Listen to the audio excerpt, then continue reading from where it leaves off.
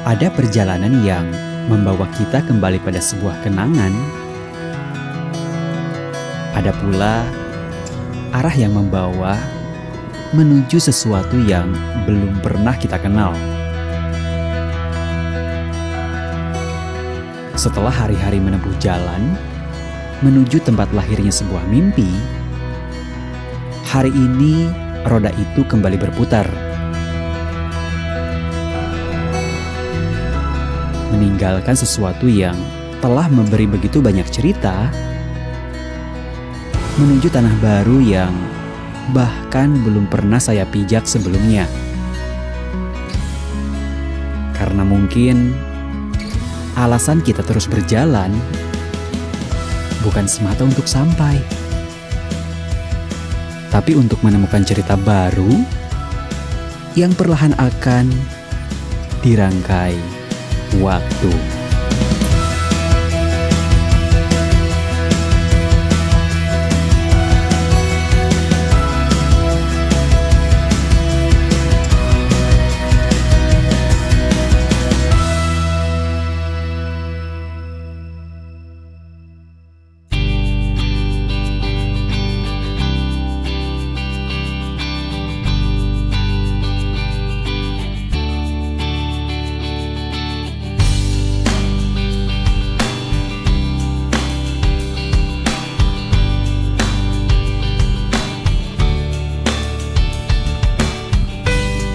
Setelah kemarin di episode 18 kita mengeksplor Savana Dorocanga, hari ini dengan berat hati saya harus meninggalkan tempat yang bagi saya sangat spesial.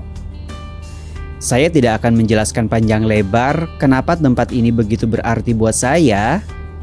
Yang jelas dari sinilah semuanya bermula. Tempat inilah yang tanpa sengaja menjadi salah satu alasan lahirnya perjalanan Exploride Nusa. Kalau teman-teman penasaran kenapa Dorocanga punya arti sebesar itu, boleh langsung cek episode sebelumnya ya. Dan omong-omong, episode 18 kemarin juga menjadi penutup perjalanan Exploride Nusa di Provinsi Nusa Tenggara Barat. Gak terasa kita udah melewati 5 provinsi, mulai dari Jawa Barat, Jawa Tengah, Jawa Timur, Bali, hingga Nusa Tenggara Barat. Dan hari ini kita akan membuka babak yang benar-benar baru, karena di episode ini saya akan meninggalkan Pulau Sumbawa, nyebrang menuju Pulau Flores sekaligus memasuki provinsi ke-6 dalam perjalanan Exploride Nusa, yaitu Provinsi Nusa Tenggara Timur.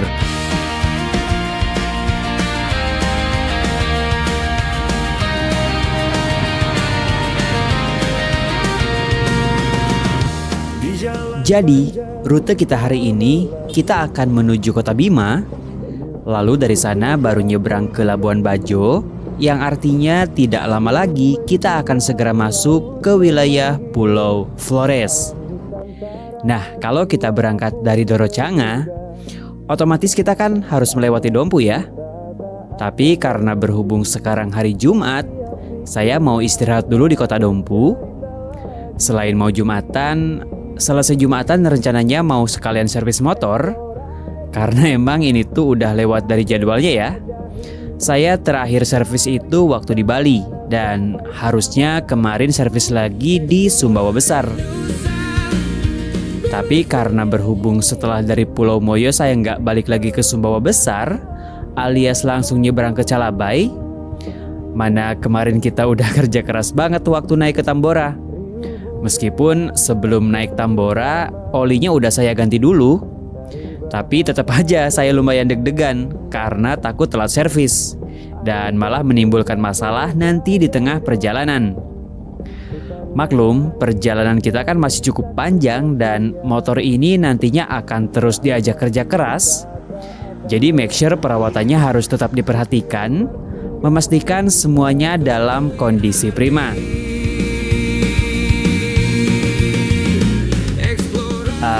Sebenarnya tadi saya sempat mendokumentasikan waktu proses servis motornya ya. Tapi entah karena lupa di backup atau memang tidak sengaja kehapus, ternyata file videonya malah nggak ada sama sekali. Jadi maaf ya, scene bagian servis motornya gak bisa saya tampilkan. Yang jelas setelah semuanya selesai dan motor kembali siap diajak jalan, saya langsung melanjutkan perjalanan menuju kota Bima.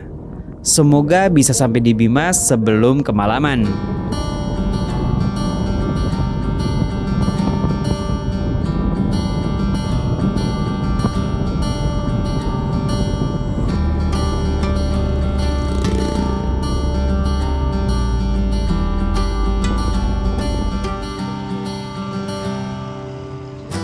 Ini kita udah sampai Dompu Kota, yang mana sebenarnya kita udah selesai istirahat sholat Jumat dan juga servis motor.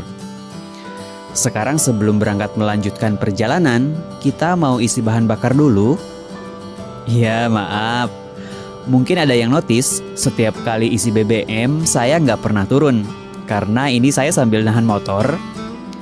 Beban motor saya kan lumayan berat dengan barang bawaan.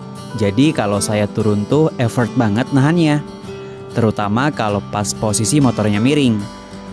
Makanya meskipun saya tahu secara etika kurang sopan, tapi mau gimana lagi. Jadi mohon dimaklum aja ya.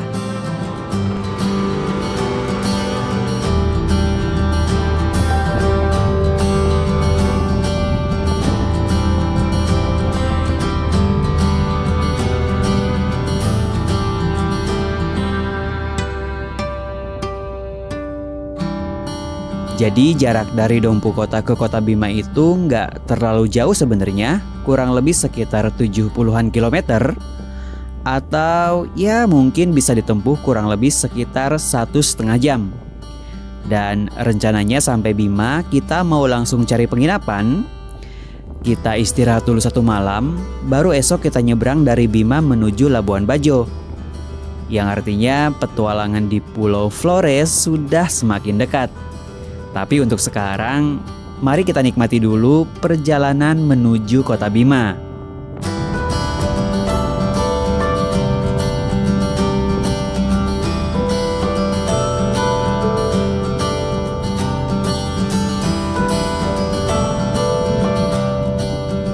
Nah, sesampainya di Bima, hal yang pertama kali saya lakukan adalah nyari pelabuhan.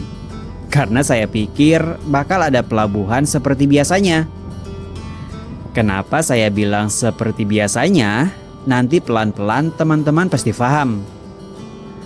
Berulang kali saya setting Google Maps dengan tujuan pelabuhan Bima, tapi setelah saya datangin kok nggak ada hiruk pikuk seperti pelabuhan pada umumnya. Jujur dari sana saya agak bingung, sampai akhirnya kita mentok ketemu sebuah bangunan bertuliskan Pelindo. Ah, mungkin di sini tempat beli tiketnya, pikir saya. Tapi ternyata bukan juga. Setelah saya coba tanya di sana, ternyata saya bisa beli tiketnya di counter atau kios. Saya pun langsung datangin itu tempat. Namun sialnya, pada saat saya sampai di counter tersebut bertuliskan sedang istirahat. Melihat ada kontak yang bisa dihubungi, tanpa pikir panjang saya langsung telepon. Namun di ujung sana ngejawab, nanti bisa datang ke counter 1 jam lagi. Santai aja karena jadwal kapalnya baru berangkat besok jam 3 sore, katanya. Mendengar itu saya pun langsung cari penginapan dan untungnya tak perlu waktu lama untuk dapat penginapannya. Nah, setelah di penginapan itulah saya baru ngobrol sama penjaga penginapan. Kalau kapal tujuan Labuan Bajo bisa berangkat dari Pelabuhan Sape. Maka setelah selesai mandi, saya pun langsung berangkat ke Pelabuhan Sape untuk memastikan apakah beneran bisa atau tidak. Sekarang kita udah sampai di Pelabuhan Sape. Sorry ini videonya agak jumping ya. Sebenarnya kita sampai Bima tuh kemarin hari Jumat. Dan jadi kronologinya tuh kemarin sampai Bima tuh sekitar jam 3 sore. Habis itu kita coba cari info buat kapal yang nyebrang ke Bajo. Kemarin langsung dapat info kalau kapalnya itu berangkat sekitar jam 3 atau jam 4 sore. Nah setelah itu, setelah dapat info kapal, kita langsung cari penginapan. Nah selama di penginapan itu kita mikir, kalau misalkan kapalnya berangkat jam 3 atau jam 4 sore, dan itu pun belum pasti karena si kapalnya itu berangkatnya itu dari Surabaya, jadi di Bima itu cuma transit doang. Saya mikir kalau misalkan berangkat dari Bima sekitar jam 3 atau jam 4, kemungkinan sampai Bajo itu tengah malam, dan ya kalau sampai tengah malam takutnya susah ngapa-ngapain, cari penginapan atau cari apapun. Nah, selama di penginapan itu saya coba cari info lagi kira-kira apakah ada kapal lagi yang berangkat dari Bima. Dan ternyata ada ya di Pelabuhan Sape ini. Cuman masalahnya dari Bima ke Pelabuhan Sape ini jaraknya lumayan jauh, sekitar 50 km atau waktu tempuhnya 1,5 jam ada kayaknya. Nah, kemarin itu sekitar jam 5 sore kita langsung berangkat ke sini dan untuk nyari info ya. Dan kebetulan memang kita langsung pesan tiket. Setelah itu balik lagi ke Bima karena penginapan kita di Bima, dan pagi ini baru balik lagi ke sini. Sekarang sampai sini tepat di jam 8 pagi. Kapalnya berangkat jam 10. Sekarang kita mau boarding dulu. Tiket udah dicetak barusan di loket.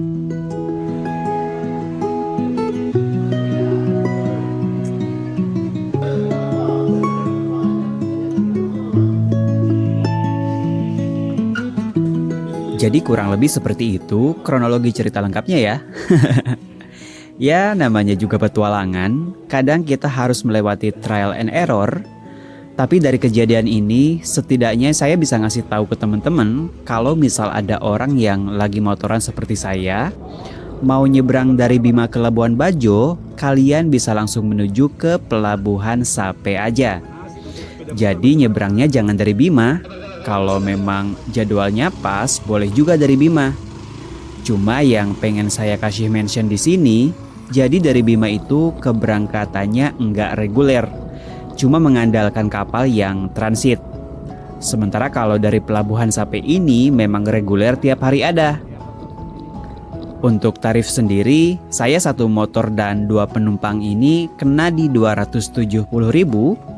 Itu tuh sudah termasuk dengan biaya calo ya. Karena jujur untuk resminya itu sebenarnya pesen secara online. Tapi entah kenapa waktu saya coba pesen secara mandiri kok gagal terus. Sementara waktu beli pakai akun abang calonnya malah langsung berhasil. Saya juga kurang paham masalahnya di mana. Yang penting tiket bisa kebeli, nambahin 10-20 ribu mah gak apa-apa lah ya. YTT aja.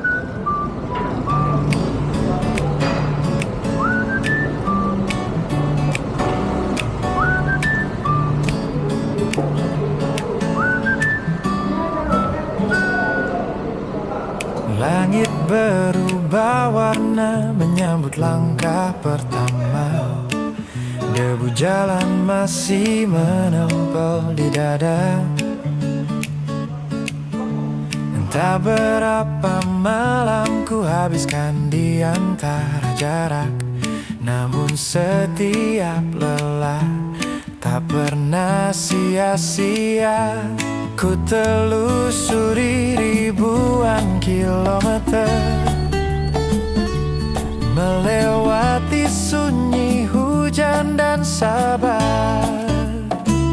Kini ku sampai di sini, di ujung kisah yang dulu hanya mimpi. Angin berbisik lembut di telinga, seolah berkata inilah waktunya. Jujur, saya lumayan agak shock ngelihat kondisi penumpang di kapal yang nyebrang dari Sape ke Bajo ini.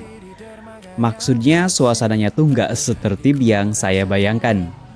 Ada yang tiduran di lantai, ada yang karaokean, dan yang menurut saya paling bikin kaget, penumpang dibiarkan bebas ngerokok di dalam ruangan.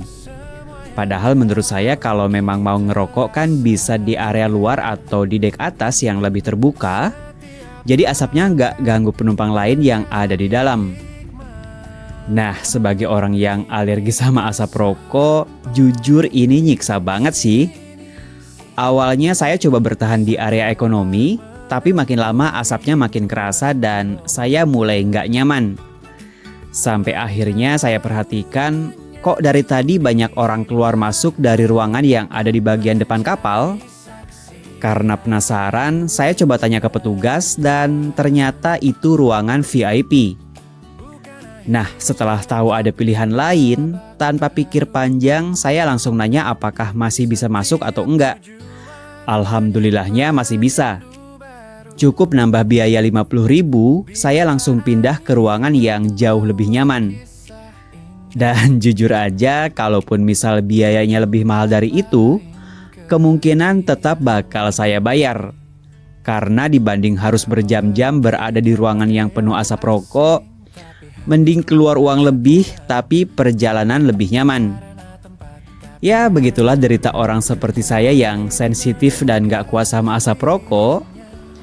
Walaupun kalau dipikir-pikir lagi, jangan-jangan ini juga yang bikin ruangan VIP tetap laku. Karena begitu ada orang-orang yang gak kuat sama asap rokok, ujung-ujungnya langsung pindah ke sini. Bentar lagi kita sandar di Pelabuhan Bajo ya. Ini saya baru bangun tidur. Dari tadi begitu masuk kapal langsung tidur sampai sekarang. Kita sampai sini tuh jam berapa? Tepat di jam 6 sore. Lihat. Kapal buat besok kita sailing kapal pinisi. Kapal berhenti di dermaga yang asing, tapi hatiku merasa pulang. Bukan karena tempat, tapi karena makna. Perjalanan ini menemukan dirinya. Jadi, total pelayaran kita dari sampai ke Labuan Bajo ini hampir tepat 8 jam. Dan selama di kapal, benar-benar saya habiskan dengan tidur. Karena meskipun semalam saya tidur di penginapan, tetap aja rasanya badan ini tuh belum sempat bener-bener recovery setelah beberapa hari terakhir yang cukup menguras tenaga. Mulai dari perjalanan ke Tambora, lanjut ngecamp di Savana Dorocanga, dan sekarang langsung lanjut lagi menuju Labuan Bajo. Dan setelah seharian berada di laut, kita pun sampai di Labuan Bajo. Nah, sampai sini sebenarnya ada satu hal yang dari awal pengen banget saya lakukan, yaitu ikut sailing atau wisata keliling pulau menggunakan kapal pinisi yang jadi salah satu ikon wisata Labuan Bajo. Makanya begitu turun dari kapal, saya langsung cari informasi ke beberapa operator tour. Tapi sayangnya karena sekarang hari Sabtu yang artinya sudah masuk akhir pekan, kebanyakan trip untuk beberapa hari ke depan ternyata sudah full booking. Kalaupun ada yang masih ready, harganya sudah di atas harga normal. Atau opsi lainnya, saya harus nunggu sampai ada wisatawan lain yang gabung supaya kuota minimal keberangkatannya terpenuhi. Jadi ya mau nggak mau saya coba nunggu dulu, siapa tahu ada kabar baik. Namun sampai tengah malam belum ada kepastian juga, akhirnya saya putuskan untuk skip sailing di Labuan Bajo ini. Karena ya serba salah. Kalau saya terus nunggu di sini, biaya penginapan dan makan tetap jalan. Sementara belum tentu ada trip yang bisa berangkat dalam waktu dekat. Makanya saya milih untuk lanjut dulu, karena toh kalau sesuai rencana, perjalanan di Pulau Flores ini masih panjang. Dari Labuan Bajo, saya akan bergerak ke arah timur, menjelajahi beberapa tempat yang sudah masuk list tujuan. Dan nanti mentoknya sampai Maumere. Dari sana saya akan balik lagi ke Labuan Bajo. Jadi rencananya nyebrang ke Sumbanya mau dari Labuan Bajo. Oke teman-teman, kita udah sampai penginapan. Jadi kita bakal rehat dulu kayaknya sekitar 2 malaman di sini. Baru kita explore. Nggak tahu destinasi pertama kita kemana dulu. Ya pokoknya sambil kita istirahat di sini, kita pikirin dulu. Gerah banget. Kita dapat penginapan di sini 150.000 per malam, lumayan. Udah ada AC-nya. Potnya, ya, asik lah. Buat sekedar istirahat.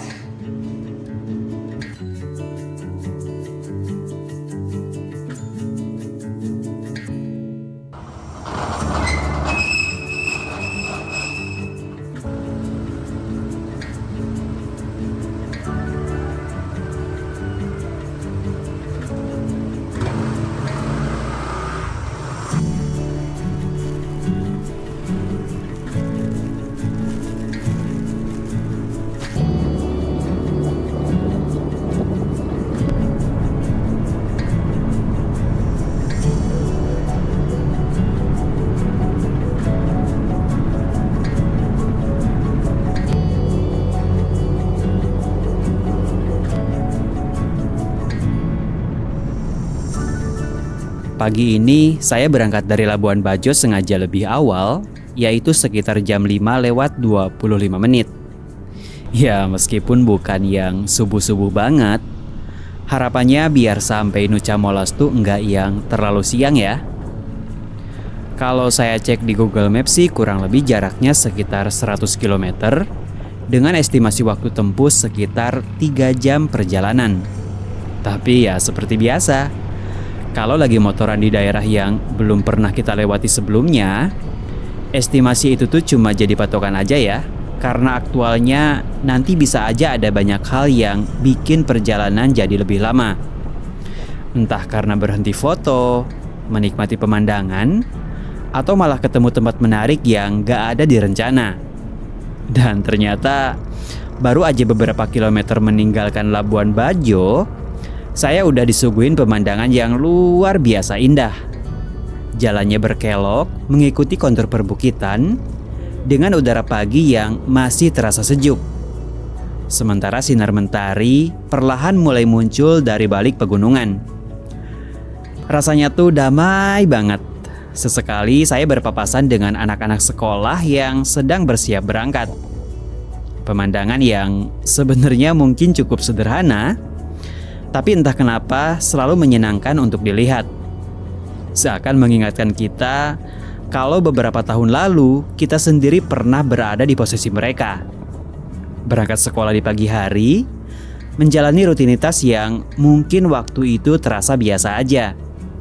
Begitu juga seperti mereka, saat itu saya tidak pernah tahu kalau suatu hari nanti jalan hidup akan membawa saya sampai sejauh ini. Mentari lahir lebih dulu di sini, menyapa lembut wajah bumi. Langitnya biru, lautnya memeluk. Senyum mereka membawa rindu. Ada senyum di tiap langkah, ada sapa di tiap arah. Oh, beta sudah kan di tanah ini. Orang baik sambut dari hati. Syodeta beta sonde mau balik. Oh, rasa rindu tinggal di sini.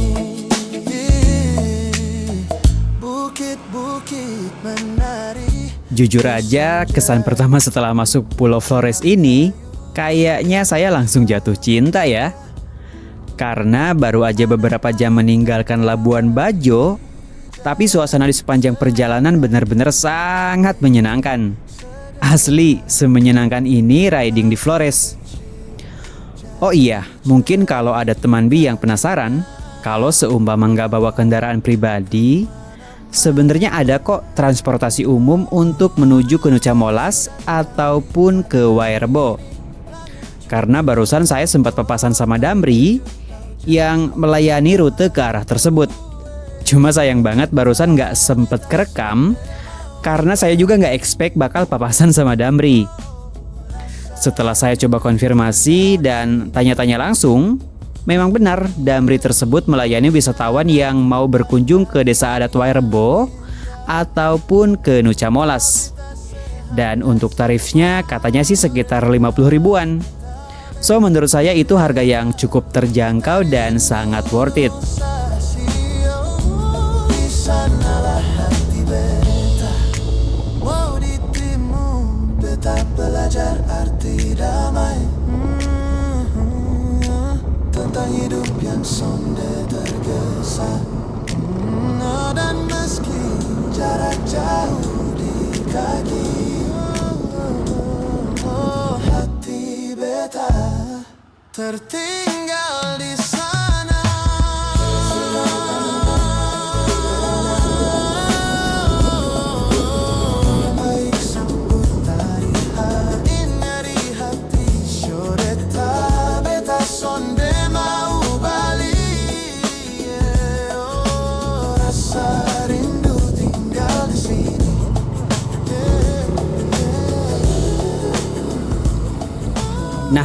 Akhirnya sampailah kita di Pantai Dintor, yang dimana Pantai Dintor ini merupakan desa terakhir atau tempat pemberhentian untuk menuju ke Nucha Molas.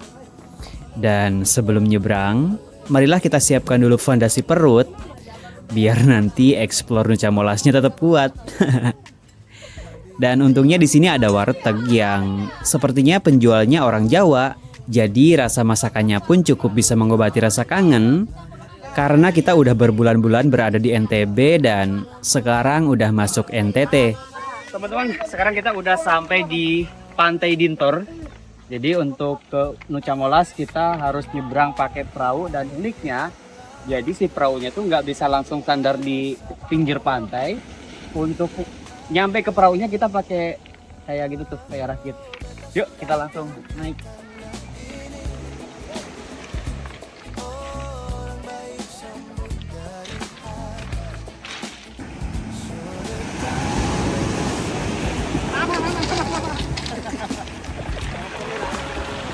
Bentar, Pak. Lama keringnya nanti.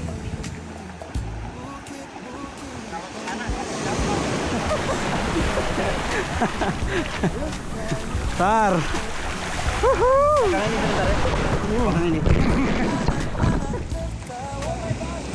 Sumpah, ini posisinya nggak nyaman banget.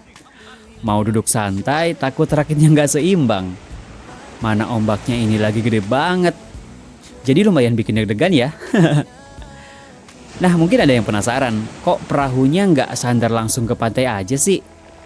Karena bibir pantai di sini memang bukan pantai berpasir, jadi sepanjang garis pantainya itu dipenuhi susunan batu yang berfungsi sebagai penahan ombak supaya nggak terjadi abrasi. Jadi perahunya nggak bisa merapat langsung ke bibir pantai, makanya kita harus naik rakit yang terbuat dari styrofoam seperti ini, buat menuju perahu yang parkir agak di tengah. Nah, omong-omong soal biaya perahunya sendiri, saya dapat di harga 500.000 untuk pulang pergi. Padahal sebelumnya waktu saya cari informasi, ada yang bilang 550.000, bahkan ada juga yang sampai 600.000. Tapi kayaknya itu tergantung jumlah penumpangnya juga ya. Karena kebetulan saya kan cuma berdua, makanya masih bisa dapat di harga segitu. Pak, ini tuh yang apa? Yang warga-warga itu tuh mau pulau. Oh, yang penduduk pulau? Pulau mulai. Oh. Nucha Molas. Iya. Berarti banyak yang tinggal di sana, Pak? Banyak. Lumayan kok. 3 kampung. Oh, ada sudah.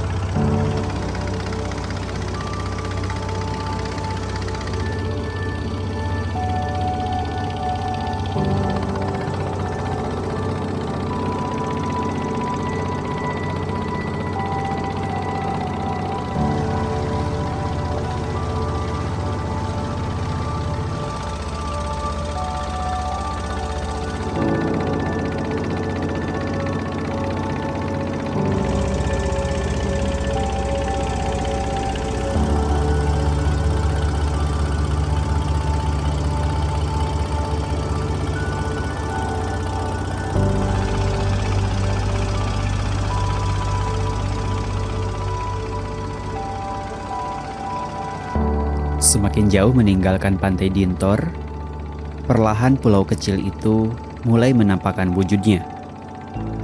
Pulau yang oleh banyak orang dijuluki sebagai Muananya Flores. Dan setelah hampir 1 jam mengarungi ombak yang tak henti mengayun perahu, akhirnya kita pun tiba di Nucha Molas.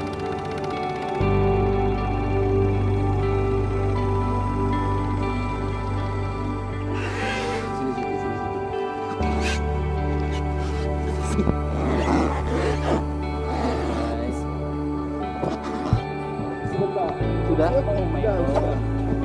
Belum. Sudah.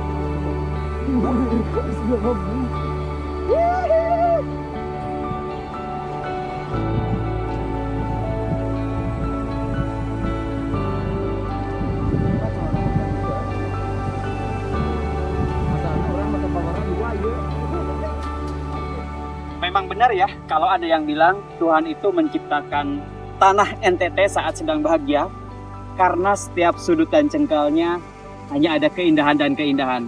Salah satunya tempat di mana saya berdiri sekarang, yaitu Pulau Nusa Molas.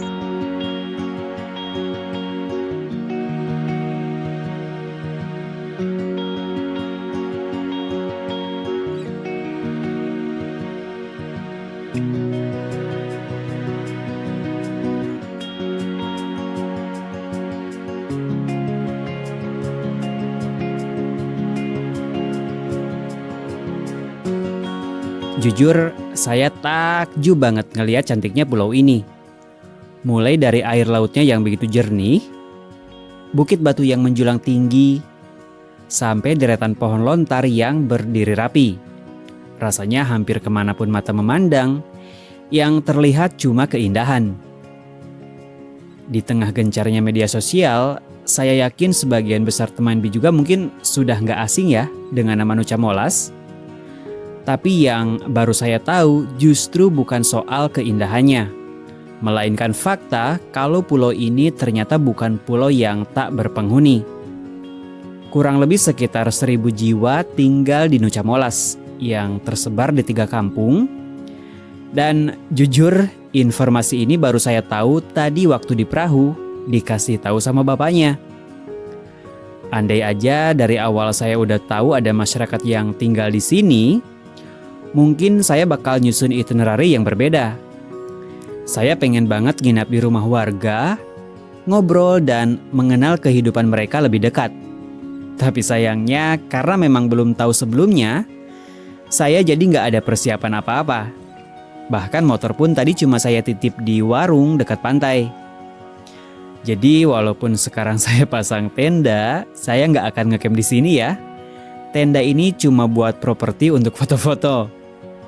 Ya mungkin teman Bi yang sering ngikutin perjalanan saya juga udah tahu, saya memang nggak terlalu suka ngecamp di area pantai. Tapi nggak apa-apa, anggap aja ini jadi alasan supaya suatu hari nanti saya bisa kembali lagi ke Nusa Molas.